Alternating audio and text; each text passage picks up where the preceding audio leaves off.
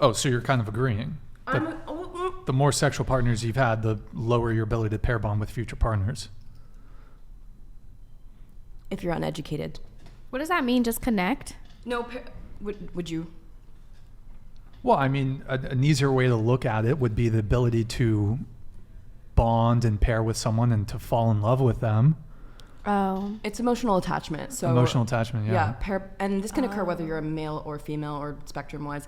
The more partners you do have, psychology would say that it does make it more difficult for you to bond with a singular individual due to your experiences and how you perceive your partner.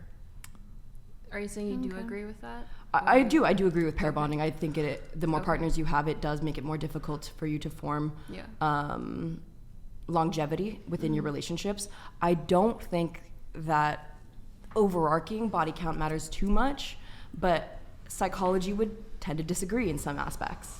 And I can't argue with, I can't argue with psychology necessarily. Yeah, I mean, I guess I'll add one thing. There's also this concept, and I think it typically is, I suppose it could happen to men, sort of, but it would be a different term, I guess.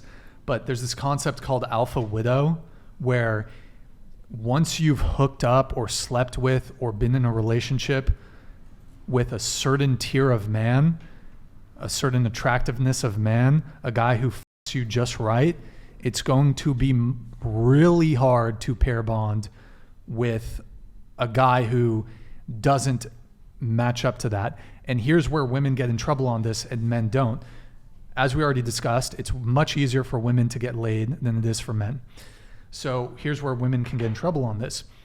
An average woman can sleep with a guy who's of a higher status than her, who's more wealthy than her, who is more physically attractive than her. Because men will sleep down. Yeah, men will sleep down, whether that's socioeconomic status, whether that's looks, because we welcome the easy access to sex.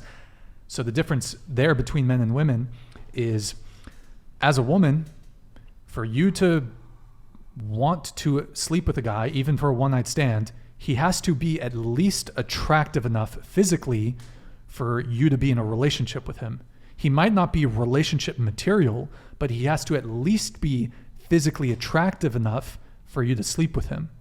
Whereas men, we will sleep with women who we would never be in a relationship with based solely on their physical attractiveness, but we welcome the easy access to, not all men, but men welcome the easy access to sex, so they'll sleep with a woman that they would never be in a relationship with based solely on their physical attractiveness. Don't you have a diagram that you believe shows this accurately? A diagram? It shows. Well, there's hypergamy. I don't know if I have a diagram on this, but basically... I thought you had I've watched one podcast. I'm not sure. I'm not going to pull anything up right now unless you can maybe more precisely tell me what the diagram is. But so as a woman, if you hook up with a really top tier guy in terms of physical attractiveness, you're not like here's the thing. Let's say you're a 7 or a 6. You could like hook up with a dude who's an 8, right? He might not ever commit to you. That's where women get zoned by the guy. He might just want you for a one-night stand. He might just sleep with you a couple times, string you along. That's where situationships typically play out. Then when you look at the guy who's actually on your level, who's prepared to commit to you, who's prepared to be in a relationship with you, who's prepared to marry you, even though he's actually your looks equivalent, your socioeconomic equivalent, you think you're settling for him.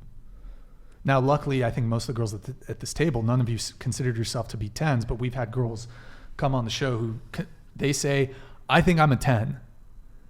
Now, I don't know where that stems from. Maybe they've been able to hook up with really attractive guys that never committed to them, but that's where women get into trouble. They're able to hook up with guys of a certain status or certain physical attractiveness, and then they think, oh, that guy was a 10 who I hooked up with, thus I must be a 10 too. But that's not how it works.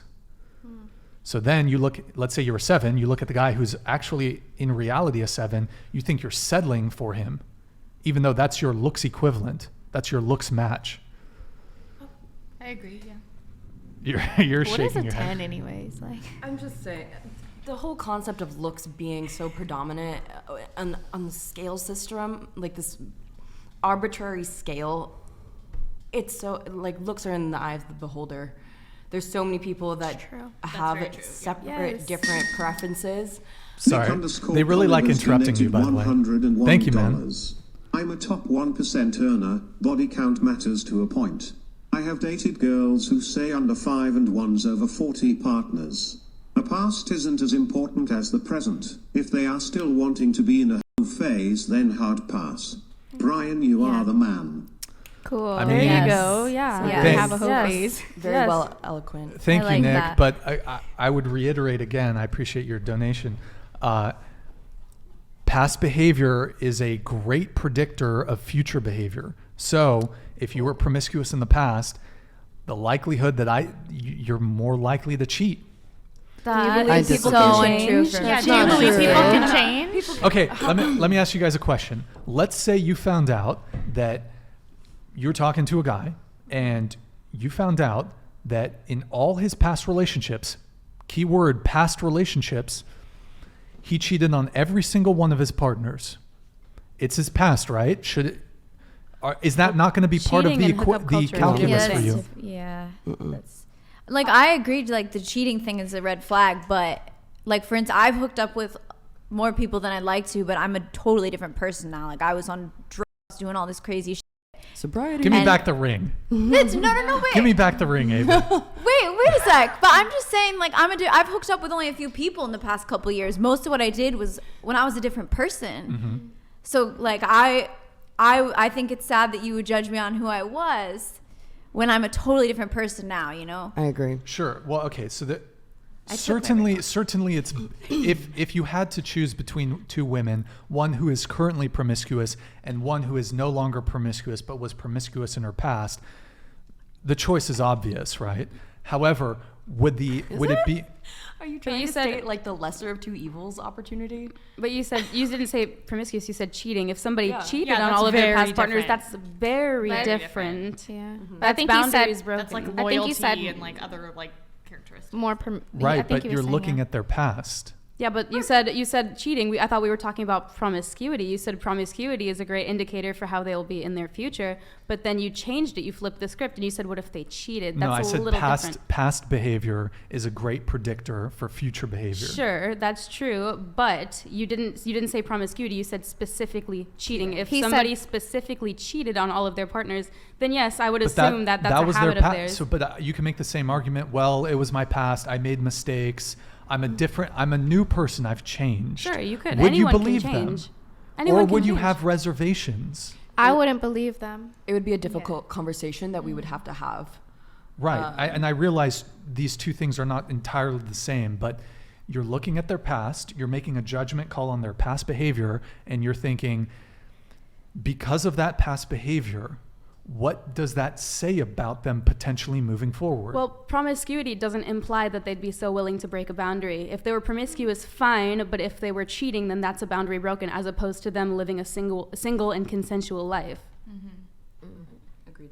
So that I don't think that's quite fair. If they're promiscuous in their past, sure, you can have your reservations, you can be wary, but I think it's a lot different if they're cheating, then they're openly showing you that they've repeatedly broken a specific person's boundaries. If they're promiscuous in their past, I don't think that's necessarily to say it's not an indicator that they'll cheat on you, is what I'm saying. It's a totally different subject. Word. I gotta pull this up really quick. Yo, David, think you're the 50 man. A key that opens many locks is better than a lock that opens up to many keys. It's been about 5 years since I've considered dating.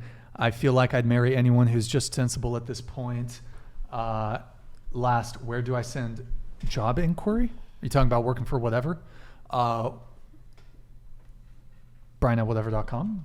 If it's been so long since you've dated anybody, and it's likely because you think everybody's like us and promiscuous, you're looking in the wrong places. Delete social media, get off Instagram, get off porn, get off Reddit, get off the internet. Get off OnlyFans? Get off OnlyFans.